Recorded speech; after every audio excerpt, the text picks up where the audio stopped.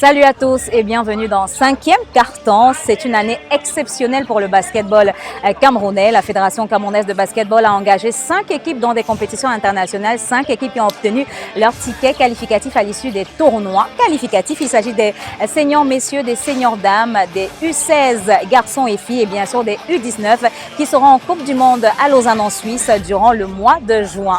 Des victoires bien entendu qui arrivent avec d'énormes enjeux pour la Fédération camerounaise de basketball qui va devoir travailler d'arrache-pied.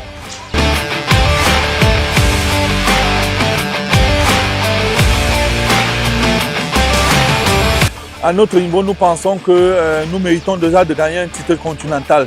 Et donc nous nous battons de plus en plus pour atteindre ce niveau-là. Nous savons que nos seniors dames et nos seniors messieurs ne sont pas loin des standards internationaux à l'heure actuelle. La plupart des observateurs nous le disent. Il nous manque certainement chez les seniors messieurs peut-être un joueur NBA. Chez les seniors dames, que toute l'équipe soit au complet pour que nous essayons de jouer les premiers rôles dans nos afro-baskets. Maintenant, on va dire que les différentes équipes se préparent. Je peux vous le dire parce que je suis dedans. Les juniors commencent un stage dans 5 jours. Ce sera en Italie pour le championnat du monde U19. On va dire les seniors dames, c'est en juillet. Elles auront un stage à Istanbul pour l'afro-basket qui se jouera à Abidjan en fin juillet. Et les seniors messieurs auront un stage eux aussi à Istanbul pour une compétition qui se jouera du 12 au 24 août. Et après, cette fois-là à Luanda en Angola. Après, maintenant, nous aurons droit à nos U16 qui ont leur phase finale qui va se jouer à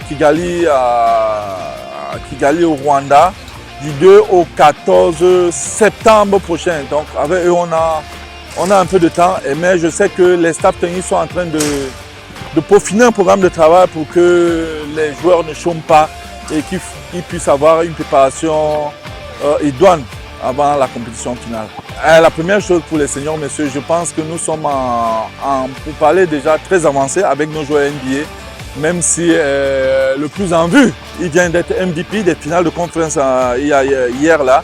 Il s'agit de Pascal Siakam. Avec lui, ce n'est peut-être pas très avancé, mais pour les autres, j'ai envie de dire Siakam, Koyoko, Chomchier, pour parler avance, pour qu'ils puissent être présents lors de l'afro-basket. Mais nous continuons de lorgner du côté de Siakam en espérant qu'il ne sera pas très fatigué ou ne sera pas blessé à l'issue de ces finales de NBA. Pour ce qui est des dames, vous savez aussi que là-bas, nous avons, on va dire, l'une des meilleures équipes que nous n'avons jamais eues. Mais nous avons à l'heure actuelle l'une des meilleures joueuses. Il s'agit de Monique Makani qui est en train de faire de très bonnes prestations en WNBA. Et la WNBA se joue pendant l'afro-basket dame. Donc nous espérons encore, et ça c'est son vœu à elle-même, de pouvoir prendre part à l'afro-basket. Mais nous espérons que ces dirigeants pourront être réceptifs à ce moment-là. De juin 2025 jusqu'en septembre 2025, de Kigali à Abidjan en passant par Lausanne, les équipes camerounaises auront fort à faire et bien sûr tous les fans de basketball auront les yeux rivés vers ces teams.